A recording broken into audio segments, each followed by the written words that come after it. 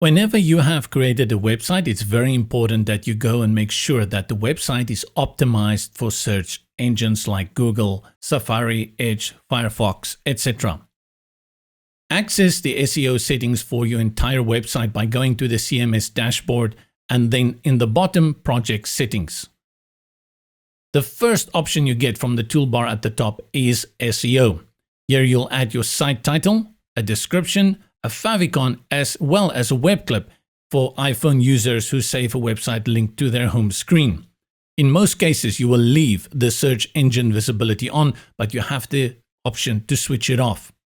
Apart from the SEO that covers the whole site, you can also focus on a page by page. Go to Pages, click on the page, and you will see SEO appears at the top. Here you can add an additional SEO title as well as a description, and again the option to exclude it from search engine visibility.